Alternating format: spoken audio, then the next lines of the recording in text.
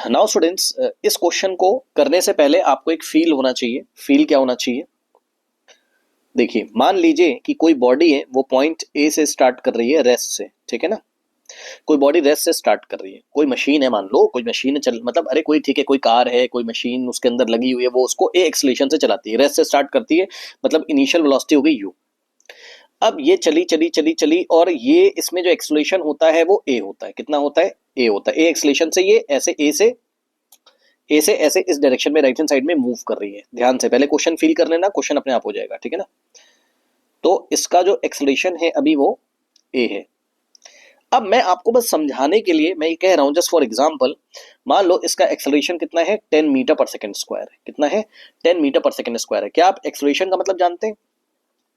Acceleration का मतलब होता है change in velocity per unit time. मतलब 10 मीटर पर सेकंड का स्क्वायर का मतलब ये 10 मीटर पर सेकंड, यानी कि हर एक सेकंड इसकी वेलोसिटी 10 मीटर पर सेकंड के रेट से इंक्रीज कर रही है। मतलब सर, मतलब रेस्ट पे इसकी वेलोसिटी अगर 0 थी तो एक सेकंड के बाद इसकी वेलोसिटी 10 मीटर पर सेकंड हो जाएगी। फिर एक सेकंड के बाद आप चेक करोगे तो इसकी वेलोसिटी 10 प्लस 10 20 मीटर पर सेकंड हो जाएगी। फिर एक सेकंड के बाद इसकी वेलोसिटी 20 प्लस 10 30 मीटर पर सेकंड स्क्वायर 30 मीटर पर सेकंड हो जाएगी। ये इसका मतलब है। मतलब एक्सेलरेशन अगर 10 मीटर पर सेकंड स्क्वायर है तो 10 मीटर पर सेकंड के रेट से इसकी वेलोसिटी इंक्रीज हो रही है। मतलब मैं ये कह रहा हूं कि पार्टिकल स्पीड अप हो रहा होगा या बॉडी स्पीड पकड़ रही होगी, है ना।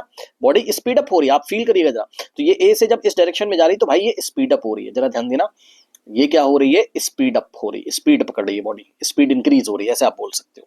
ठीक है, तो ए से चलती चली गई, चलती चली गई, चलती चली गई, स्पीड बढ़ रही थी, बढ़ रही थी, बढ़ रही थी, है ना। मान लो कोई कार है, इसमें कोई स्पेशल मशीन लगी हुई है, उसको स्पीड, स्पेशल मशीन क्या, आप कुछ जो जो हाँ कोई स्पेशल मशीन है भाई, मान लो ना कि कोई कोई बॉडी है, उसमें स्पेशल मशीन अंदर लगी हुई है, उसको एक्सलेट करे जा रही 10 मीटर पर सेकंड स्क्वायर से।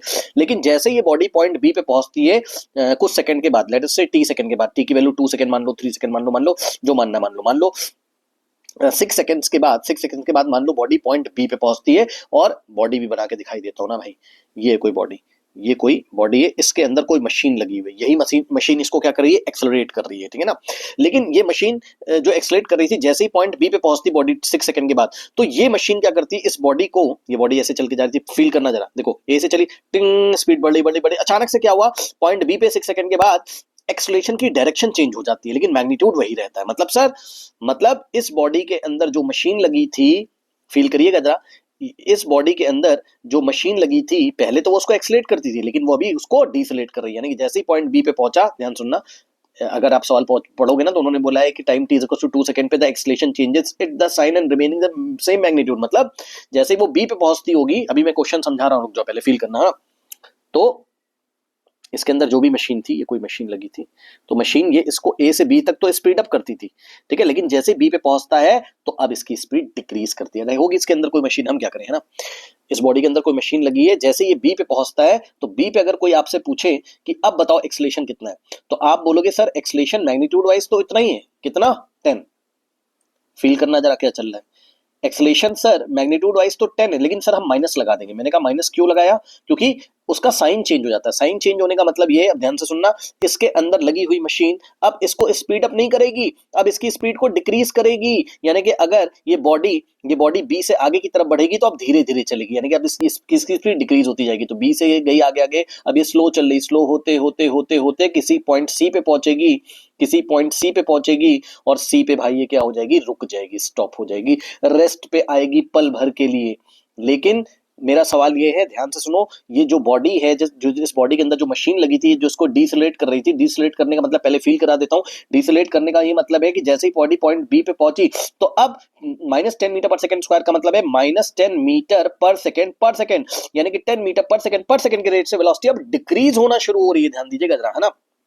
तो अब ये बॉडी स्लो होते होते होते होते होते सी पे, क्या सी पे आके बॉडी रुक जाएगी? नहीं, क्योंकि इसके अंदर जो मशीन लगी है पॉइंट बी पे, उसने बोला कि अब तो हम इसको किधर फोर्स लगा रहे हैं? ऑपोजिट डायरेक्शन में। फिर से ध्यान से सुन लो भाई, फोर्स तो अभी भी इधर लग रहा है ना, ऑपोजिट डायरेक्शन में, क्योंकि एक्सेलरेशन थोड़ी ना खत्म हुआ, एक्सेलरेशन तो -10 मीटर पर सेकंड स्क्वायर अभी भी है। तो बॉडी रेस्ट पे आने के लिए पलट लेगी, मतलब पलट जाएगी, तुरंत वापस इधर जाने लगेगी। आप समझ रहे हो क्या चल रहा है? तो अब मैं पूरी बॉडी को एक बार चला के दिखा रहा हूं। बॉडी के अंदर जो मशीन लगी, जरा मेरे शब्दों को ध्यान से सुनिएगा, ठीक है, तब इस क्वेश्चन को आप आराम से कर लोगे। तो भाई बॉडी ए से चली, बॉडी के अंदर कोई मशीन लगी हुई है। अब ये मशीन क्या करती है? बॉडी को पहले एक्सलेट करती है। तो देखो ए से ए पे रेस्ट पे था, 1 2 3 से speed up speed up speed up, बड़ी बड़ी बड़ी स्पीड, बड़ी बड़ी बड़ी, और बी से अचानक से बी पे जैसे पहुंचे स्पीड डिक्रीज होते होते अब ये स्लो चलने लगेगी। ठीक है, मैं इसका मोशन भी आपको करके दिखा रहा हूँ। ये स्लो चलते चलते चलते चलते स्लो और स्लो और स्लो और स्लो, सी पे रुक गई, लेकिन फोर्स लगना नहीं रुका है। फोर्स, क्योंकि आप समझो ए से जब वो बी जा रही थी, ए से बी जा रही थी तो स्पीड अप हो रही थी, ये श्यूं, है ना। क्यों? क्योंकि फोर्स की डायरेक्शन क्या थी, ए से बी तक अगर आप जाओगे तो मशीन फोर्स इसी डायरेक्शन में लगा रही थी, लेफ्ट से राइट की तरफ फोर्स लगा रही थी, तभी तो एक्सलेशन लेफ्ट से राइट की तरफ था, तभी तो क्या कहते हैं स्पीड इंक्रीज कर रही थी, तो फोर्स भाई इधर था। ठीक है, ए से बी फोर्स की डायरेक्शन ये रही, ये ऐसे है ना, तो मशीन इधर जा रही थी, ये इस तरीके से जा रही थी, लेकिन जैसे ही बी पे पहुंचा तो इस मशीन ने बोला नहीं, अब हम क्या करेंगे, इस बॉडी पे फोर्स ऑपोजिट डायरेक्शन में लगाएंगे। जरा फील करिएगा, जैसे ही बी पे पहुंचा तो फोर्स की डायरेक्शन भाई चेंज हो गई, इस बॉडी के ऊपर जो अंदर जो मशीन फिट है इसने फोर्स की डायरेक्शन ऑपोजिट कर दी, यानी कि अब ये बॉडी, आप खुद सोचो, अब ये बॉडी स्लो चलने लगेगी ना। खुद सोचो ना भाई, किसी बॉडी के अंदर हमने कोई मशीन फिट कर दी है और वो मशीन अजीब तरीके से बिहेव करती है, एक बार उसको एक्सलेट करती है यानी कि मोशन की डायरेक्शन में फोर्स लगाती है, और एक बार वो मशीन मोशन के ऑपोजिट डायरेक्शन में फोर्स लगाती है, तो जब बी से सी तक मोशन के ऑपोजिट डायरेक्शन में फोर्स लगेगा तो बॉडी की स्पीड डिक्रीज होगी होगी होगी। तो बी से सी तक देखो डिक्रीज होते होते होते क्या सी पे और रेस्ट पे आ जाएगा? नहीं, क्योंकि अंदर जो मशीन लगी वो अभी भी तो फोर्स लगा रही है, वो बोल रही नहीं इधर ही फोर्स लगाएंगे, किधर? मोशन के ऑपोजिट डायरेक्शन में, मतलब जिधर बॉडी जा रही थी उसके ऑपोजिट डायरेक्शन में। जब बेचारा रुक जाएगा तब भी इस पे फोर्स लगना बंद नहीं होगा, तो जैसे ही रुकेगा पल भर में, है ना, कोई भी टाइम गैप नहीं होगा, बॉडी पलट के वापस जाने लगेगी। कितने एक्सलेशन से? 10 मीटर पर सेकंड स्क्वायर से, यानी कि इसके अंदर जो मशीन लगी उसने 10 मीटर पर सेकंड स्क्वायर का एक्सलेशन मेंटेन करके रखा हुआ है। फिर से सुनो कहानी, ए से बी तक 10 मीटर पर सेकंड का 10 मीटर पर सेकंड स्क्वायर का एक्सलेशन है, यानी कि 10 मीटर पर सेकंड के रेट से वेलोसिटी इंक्रीज करेगी। बी पे भी उसका एक्सलेशन, बी पे जस्ट साइन चेंज हो जाता है, मतलब बी से लेके सी तक उसकी स्पीड डिक्रीज करेगी। सी पे वो रेस्ट पे आ जाएगी, लेकिन रुकेगी नहीं, पल भर के लिए रुकेगी और पलट के वापस जाएगी ए तक। ठीक, ये कहानी चल रही है। अब आपको ये बताना है कि बताओ टोटल टाइम कितना लगा, यानी कि ये ए था, टाइम ए से बी कैलकुलेट करो, प्लस टाइम बी से सी कैलकुलेट करो, प्लस टाइम सी से लेके वापस ए तक चली आती है। अगर आप सवाल पढ़ोगे तो वापस अपनी इनिशियल पोजीशन पे आती है शायद, है ना। The mass returns to initial position at the time t equals to t naught after start of then the find the value of t naught, है ना। तो the mass returns to the initial position at the time t equals to t naught, यानी कि total time उसने हमें क्या दिया है, t नॉट। तो बस टोटल टाइम की वैल्यू हमें t नॉट बतानी है, मतलब टोटल टाइम क्या बताना है, ए से बी तक का, जब बॉडी एक्सलेट हो रही थी ए से बी, पहले सवाल समझ लेना, है ना। फिर बी से सी तक का टाइम कैलकुलेट करो, फिर सी से वापस वो लौट के ए पे आ जाएगी, है ना। ठीक है, तो सी से लेके ए तक का टाइम कैलकुलेट करो, तो टी ए से बी तक, बी से सी तक और सी से ए तक, ये कैलकुलेट करके टोटल हमें बताना है। सवाल कुछ ऐसा है। अब आओ हम अपना सवाल स्टार्ट करते हैं। फील मैंने करा दिया, अब हम अपना सवाल स्टार्ट करते हैं अच्छी तरीके से, साफ साफ राइटिंग में। देखो ये पॉइंट ए था, ठीक, पॉइंट ए पे इनिशियल वेलोसिटी कितनी है, 0 है। हाँ जी सर, ठीक, ए से गया गया गया गया गया गया बी पे पहुंचा। ध्यान से सुनो, तो ए से बी तक का टाइम जो है वो क्वेश्चन में देके रखा है, मैं आपको दिखा देता हूं। ए से बी तक का time t is equal to 2 second दिया हुआ है, ध्यान से सुन लो।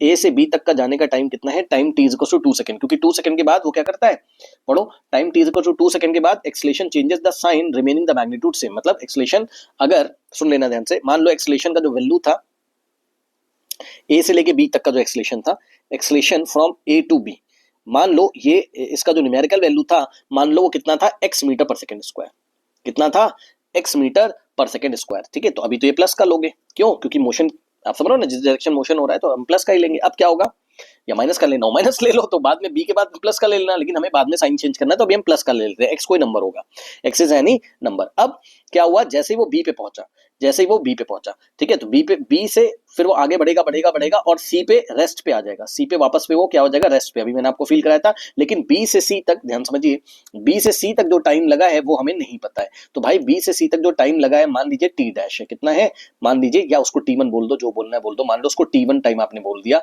ठीक है, बी से सी तक के टाइम को आपने टी1 बोल दिया, लेकिन अगर मैं आपसे बोलूं कि acceleration from B to C, B से सी तक का एक्सेलरेशन कितना होगा भाई, बताना जरा, ये हो जाएगा -x। क्यों सर, क्योंकि बी पे आके वो बस साइन चेंज कर लेता है, मतलब न्यूमेरिकल वैल्यू तो x ही रहेगी, बट -x अब हमें लेना है, जैसे हमने ऊपर कितना लिया था 10, और बी से सी तक के लिए -10, बस साइन चेंज हो जाता है। ओके, तो acceleration from B to C -x metre पर सेकेंड स्क्वायर, करेक्ट, ये हो गया। तो अब हम एक काम करते हैं, देखो अब हम एक काम करते हैं, हम यहाँ पे मोशन की स्टडी करते हैं। सबसे पहले हम स्टडी करेंगे from point A to B, A से बी तक की जब आप स्टडी करोगे तो बस ए से बी जब बोल रहा हूं तो केवल ए से बी तक देखो और सब कुछ भूल जाओ, ठीक है।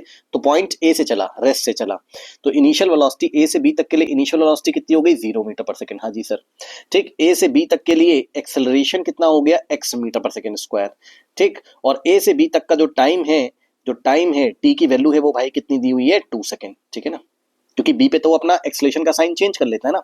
तो आप मुझे ये बताओ कि पॉइंट बी पे उसकी वेलोसिटी कितनी हो जाएगी। ये जो पॉइंट बी है मान लीजिए उसकी वेलोसिटी कितनी हो जाती है v हो जाती है। तो v की वैल्यू आप कैसे निकालोगे बताओ। आप लगा दोगे v is equals to u plus a t, ठीक।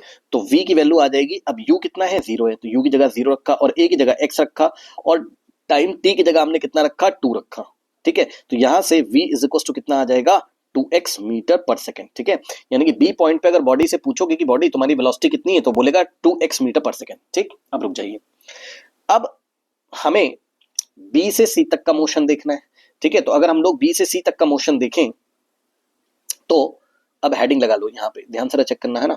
अब हम कहां से कहां तक का मोशन देख रहे हैं, फ्रॉम बी टू सी। तो जब बी से सी देख रहे हो तो बाकी सब कुछ भूल जाओ, ठीक है। तो बी पे इनिशियल वेलोसिटी कितनी होगी बताओ भाई। जब आप बी से सी देख रहे हो तो आप ये सब भूल जाओगे ना, तो हमारे लिए इनिशियल पॉइंट तो बी ही होगा ना। तो इनिशियल पॉइंट बी पे जो वेलोसिटी थी, ध्यान सुन लेना, बी पे जो वेलोसिटी थी तो initial velocity at point B, इस बार यू का मतलब इनिशियल वेलोसिटी होता है, यू कितना होगा जितना पॉइंट बी पे बॉडी की वेलोसिटी थी, और पॉइंट बी पे बॉडी की वेलोसिटी क्या थी v, जो हमने अभी अभी निकाला, समझे ना। यानी कि v के इक्वल होगा ये 2x के इक्वल होगा। फिर से सुनो, अगर आप b से c तक मोशन की स्टडी कर रहे हो तो बॉडी a से b की तरफ आ रही थी, b पे जब b पे पहुंचेगी हमने b पॉइंट पे बॉडी से पूछा भाई तेरी वेलोसिटी कितनी, उसने बोला 2x मीटर पर सेकंड, कितना 2x मीटर पर सेकंड। तो यही तो इनिशियल वेलोसिटी होगी b से c तक के लिए, क्योंकि जब b से c तक की मोशन की स्टडी कर रहे हो आप तो b से चलना शुरू हो रही कितनी मीटर पर सेकंड से 2x मीटर पर सेकंड से, समझे ना। और c पे जब पहुंचेगी तो रेस्ट पे आ जाती है, अभी मैंने आपको फील कराया था, ठीक है। तो फाइनल वेलोसिटी कितनी हो जाएगी हमारी, v फाइनल कितनी हो जाएगी c पे, मतलब यहाँ v तो मैंने बेवजह लिखा है, बस फील कराने के लिए लिखा था। अब सुनो, c पॉइंट पे जो फाइनल वेलोसिटी v फाइनल वो कितना हो जाएगा, v फाइनल का मतलब वही जो फॉर्मूला में v रखते हो आप वो 0, क्योंकि आपका c पे रेस्ट पे आ जाती है ना। अब हम लोग एक काम कर सकते हैं, और हाँ एक्सेलरेशन कितना हो जाएगा b से c तक का एक्सेलरेशन कितना हो जाएगा इस बार -x हो जाएगा, करेक्ट, -x हो जाएगा। तो हम लोग क्या लगा सकते हैं, हम लोग v is equal to u plus a t फिर से लगा सकते हैं b से c तक के लिए, ठीक है। बी से सी तक के लिए हमने लगाया v is equal to u plus a t, और जैसा कि आपको पता है कि हम साइन के साथ रखते हैं इसमें, तो v की वैल्यू कितनी है 0 इज इक्वल टू u कितना है, u है हमारे पास कितना 2x, u की वैल्यू कितनी है 2x है, ठीक। और a की जगह आप क्या रखोगे -x रखोगे, a की जगह इस बार कितना रखोगे acceleration from b to c, b से c तक का एक्सेलरेशन कितना है -x है ना। तो -x रखेंगे और टाइम t, यहां से टाइम t की वैल्यू अगर आप निकालेंगे तो ये देख सकते हो आप, ये 2x इधर आएगा तो -2x is equals to -x into t, minus से माइनस गया तो यहां से अगर आप देखें तो हमारे पास कितना आ जाएगा, हमारे पास आ जाएगा माइनस माइनस गया x से x गया, तो t की वैल्यू आ जाएगी भाई कितनी, t की वैल्यू आ जाएगी 2 सेकेंड, है ना। और ये t कौन सा t है, ये t1 है, क्योंकि b से c तक का टाइम कितना था t1 था, तो हम यहाँ t1 लिख लेते हैं, t1 निकाल रहे हैं हम, ये t1 है। t1 क्या है, time from b to c, b से c तक जाने का समय मिल गया। तो चलो कम से कम a से b तक का टाइम हमें दिया था, b से c तक का टाइम हमने निकाल लिया, ठीक है। अब रुक जाओ आगे देखते हैं क्या होता है, आगे देखते हैं क्या होता है। यहाँ v की वैल्यू कितनी आई थी पॉइंट b पे 2x मीटर पर सेकेंड, ठीक। अब ध्यान से सुनिए, अब हम c से, क्योंकि पार्टिकल c पे रुका थोड़ी ना रहेगा, अब C से वो वापस A पे आएगा, ये मैं ऊपर आपको फील करा चुका हूं, क्योंकि इसके बॉडी के अंदर ऐसी मशीन लगी जो उस पर लगातार फोर्स इस डायरेक्शन में लगा रही, लेफ्ट हैंड साइड में C से A की तरफ, करेक्ट। तो अब हम C टू A मोशन की स्टडी करेंगे, मतलब C से A तक की हम लोग स्टडी करेंगे। ध्यान से सुनो, बॉडी ने C से चलना शुरू किया, मैं ऑब्जर्वर हूं, मैंने देखा, मैंने C पॉइंट पे बॉडी से पूछा है भाई तुम्हारी वेलोसिटी कितनी है, तो उसने बोला हम तो रेस्ट से स्टार्ट हुए हैं। आप समझ रहे हो ना, बॉडी क्योंकि सी पे तो पल भर के लिए रेस्ट पाई होगी ना, तो सी पे उसकी जो इनिशियल वेलोसिटी है वो 0 है, यानी कि सी टू ए के लिए मोशन की स्टडी करोगे तो इनिशियल वेलोसिटी, फिर से आपको यू का मतलब इनिशियल वेलोसिटी, ठीक। तो आपको इनिशियल वेलोसिटी फिर से कितनी रखनी पड़ेगी 0, ठीक। उसके बाद अब अगर हम सी से ए तक बात करें तो सी से, एक सेकेंड, सी से ए तक का एक्सेलरेशन कितना होगा भाई बताना जरा, सी से ए तक का एक्सेलरेशन कितना होगा, acceleration from C to A. अब बताओ ये एक्स लोगे कि -x लोगे बताओ।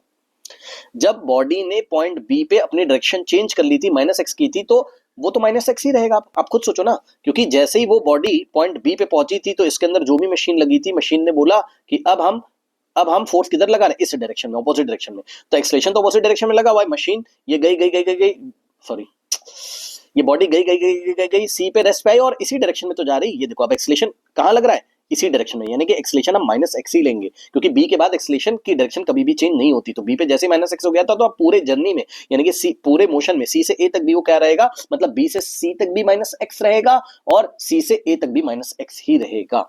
बात समझ में आई? तो अगर सी से ए तक की हम लोग बात करें तो एक्सलेशन को हमें क्या लेना है, माइनस एक्स। ये बात समझ में आई? ये इंपॉर्टेंट थी आपकी, ये बात इंपॉर्टेंट थी यहां पर कि सी से ए तक, ये सी से ए तक जब वापस जाओगे तो माइनस एक्स क्यों लिया, क्योंकि बी पे उसका साइन चेंज हो जाता था, बी के बाद कभी भी साइन नहीं चेंज होता था। बी पे जब एक्सलेशन माइनस एक्स हो जाता है तो वो हमेशा माइनस एक्स रहेगा, यानी कि बी से सी तक माइनस एक्स और सी से, फिर से सुनो, बी से सी तक माइनस एक्स और सी पे रेस्ट पे आ गया पल भर के लिए, और सी से ए तक माइनस एक्स, क्योंकि लगातार फोर्स इस डायरेक्शन में लग रहा है, सी से ए की तरफ। ठीक है, आई थिंक आप समझ सकते हो, ये आ गया। अब अगर हम लोग टाइम देखें इस बार, तो टाइम हो जाएगा सी से ए तक का टाइम, आप इसको t2 अज्यूम कर लीजिए, मतलब सी से ए तक जाने में कितना टाइम लेता है, t2 टाइम लेता है। ठीक है ना? तो अब हम क्या लगा सकते हैं बताओ, कोई क्या लगाए बताओ, यहां पे हम लोग क्या लगाएं, s is equal to u t plus half a t square लगा सकते हैं। s is equals to u t plus half a t square. S क्या है, डिस्प्लेसमेंट, कहां से कहां तक का, सी से ए तक का। अब आप डायग्राम मुझे देख के बताइए कि सी से ए तक का जो डिस्प्लेसमेंट है फ्रॉम सी टू ए, ये डिस्प्लेसमेंट कितना होगा। तो जवाब है, ये डिस्प्लेसमेंट का अगर मैग्नीट्यूड निकालें, यहां पे देखो डिस्प्लेसमेंट फ्रॉम ए टू सी, बस मैं इसका मैग्नीट्यूड निकाल रहा हूं, तो क्या हो जाएगा बताओ, ये वाला बीसी का लेंथ, मतलब जो टाइम t1 में जो डिस्प्लेसमेंट था वो, और टाइम t में जो डिस्प्लेसमेंट था वो। भाई को सोचो ना, एक काम करते हैं, रुक जाओ, सब कुछ छोड़ो, आप मुझे ये बताओ, इसको अभी हम लोग वापस सी टू ए वापस आते हैं, रुक जाओ, सी टू ए मोशन अभी हम लोग वापस आते हैं, एक सेकंड रुक जाओ। आप बस मुझे पहले इतना बताओ, ए से बी पे वापस आओ, फ्रॉम ए टू बी अगर मैं आपसे पूछूं डिस्प्लेसमेंट निकाल के दिखाओ, तो क्या आप निकाल लोगे बताओ, ए से बी तक का डिस्प्लेसमेंट निकाल लोगे? हाँ निकाल लेंगे। कैसे, एस इज इक्वल्स टू क्या लगा दोगे, u t plus half a t square. ठीक, तो एस, ये एस क्या है, displacement from A to B, is equal to u कितना था, यू था 0, तो ये खत्म हो जाएगा और यहां से आ जाएगा हाफ, और एक्सलेशन की जगह हम एक्स रखेंगे, और टाइम कितना है ए से बी तक का, ए से बी तक का टाइम कितना है 2 सेकेंड है, कितना है 2, तो ए से बी तक का टाइम हमने रखा 2 सेकेंड, 2 का स्क्वायर किया तो यहां से निकल के आ जाएगा कितना, एक 2 से एक 2 कैंसिल होगा, ये 2x मीटर आ गया, 2x न्यूमेरिकल वैल्यू है और मीटर है ना। आंसर पॉजिटिव में क्यों आया है, बिकॉज डिस्प्लेसमेंट इस डायरेक्शन में हो रहा है, left to right positive sign चल रहे हैं यहाँ और right to left negative sign चल रहे हैं, अगर वेक्टर वाइज आप देखोगे। ठीक, उसके बाद बी से सी का डिस्प्लेसमेंट कितना होगा, ये अगर मैं आपसे पूछ लूं तो आप बी से सी वाले कॉलम में इधर सॉल्व करो,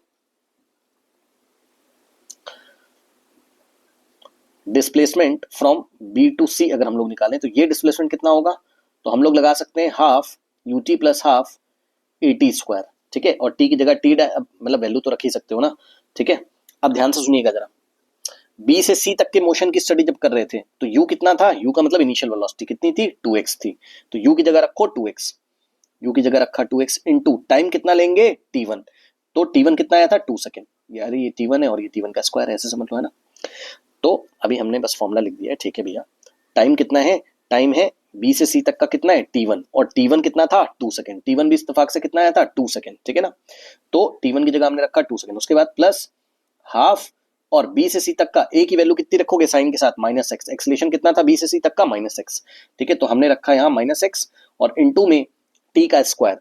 ठीक है, मतलब बी से सी तक का टाइम यानी कि 2 का स्क्वायर। ठीक है, तो 2 का स्क्वायर, अब यहां से आ जाएगा 2 टू द 4x और प्लस माइनस माइनस, और ये 2 से ये 2 गया तो ये माइनस 2x, तो आंसर आ गया 4x माइनस 2x। फिर से आंसर पॉजिटिव में आया, क्यों भाई, क्योंकि आप खुद से चेक करो ना, बॉडी बी से सी की तरफ जाएगी तो बी सी डिस्प्लेसमेंट तो इतना हुआ, ये तो लेफ्ट से राइट ही डिस्प्लेसमेंट हो रहा है ना, तो साइन तो माइनस में आएगा ही, क्या दिक्कत है, सॉरी माइनस कह रहा हूँ, साइन तो प्लस में आएगा ही आएगा। मतलब अगर आप देखें तो ये वाली डायरेक्शन हो गई कैसी, पॉजिटिव, अगर हम वेक्टर में देखें लेफ्ट टू राइट वाली होगी पॉजिटिव, जिनको पता होगा कि पॉजिटिव एक्स एक्सिस में हम लोग प्लस आई कैप लेते हैं, तो प्लस आई कैप हो गया, और इसके ऑपोजिट डायरेक्शन में माइनस आई कैप हो गया।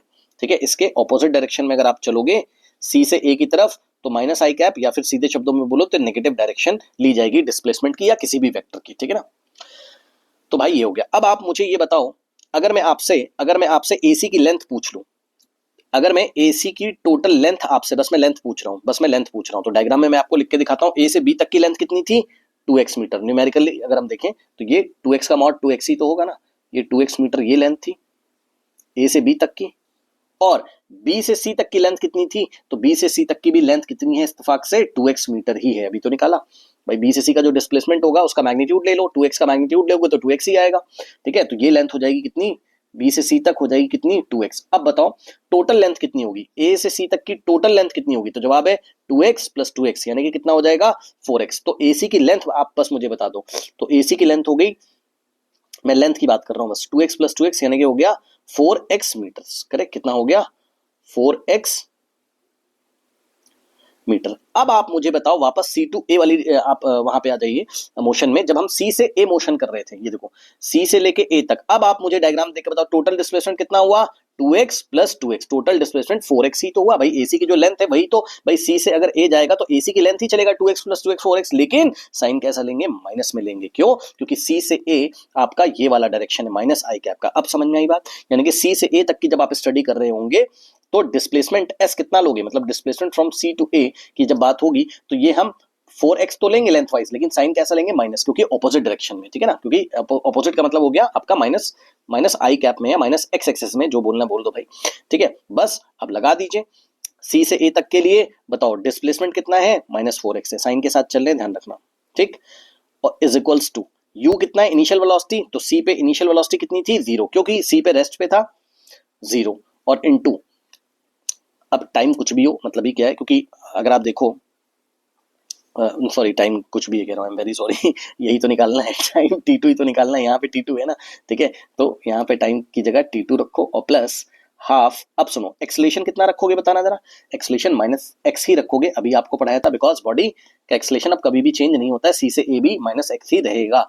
आप ध्यान से सुनिएगा मैं क्या बता रहा हूँ, तो ए की जगह हम -x ही रखेंगे और टी का स्क्वायर, ठीक है। तो टाइम कितना रखेंगे, T2, क्योंकि हमने टोटल टाइम मान रखा है T2, कहां से कहां तक का, सी से ए तक का, तो टाइम हमने रखा T2 का स्क्वायर, ठीक। अब यहां से अगर आप देखोगे तो आएगा -4x इज इक्वल्स टू, ये तो पूरा 0 हो गया, प्लस माइनस माइनस, और ये हो जाएगा x/2 इंटू T2 का स्क्वायर, और यहां भी माइनस से माइनस कैंसिल, ये माइनस से माइनस कैंसिल, तो हमारे पास आ गया कितना, और x से x भी कैंसिल हो जाएगा, और यहाँ बचा हमारे पास कितना, 4 इज इक्वल्स टू 1/2 और इंटू T2 का स्क्वायर, ये 2 उधर जाके cross multiplication, so T2 square into 1 T2 square ही बचेगा, इज इक्वल टू 4 2 क्या होता है, 8 होता है, तो T2 square is equals to 8 होता है। तो यहाँ से आप T2 टाइम की वैल्यू हमेशा पॉजिटिव ही लेंगे, तो पॉजिटिव स्क्वायर रूट ऑफ 8 को आप लिखोगे 4 इंटू 2, 4 का स्क्वायर रूट हो जाएगा 2 और 2√2 सेकेंड्स, ठीक है। और ये जो T2 है this is the time from C to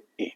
अब भाई टोटल टाइम जरा बताना, जो क्वेश्चन में उसने पूछा था, टोटल टाइम जब भी उसने स्टार्ट किया वापस अपनी इनिशियल पोजीशन पे पहुंचा T0, तो ये जो T0 हमें निकालना है टोटल टाइम, तो सबसे पहले कहां से कहां तक का टाइम, ए से बी तक का टाइम, पहले ए से बी गया, यानी कि time from A to B, ठीक है, टाइम फ्रॉम ए से बी गया, प्लस फिर बी से सी गया, ठीक है, time from B to C, ठीक है, ये वाला time from B to C, plus time from C to A, फिर सी से ए आ गया, बस यही तो है। ए से बी तक का टाइम कितना था, 2 सेकेंड, ऊपर मैंने आपको कहीं दिखाया होगा, सवाल में दिया है शायद, ये 2 सेकेंड था, और इत्तेफाक से बी से सी तक का टाइम भी कितना था, T1 की वैल्यू भी 2 सेकेंड आई थी, यानी कि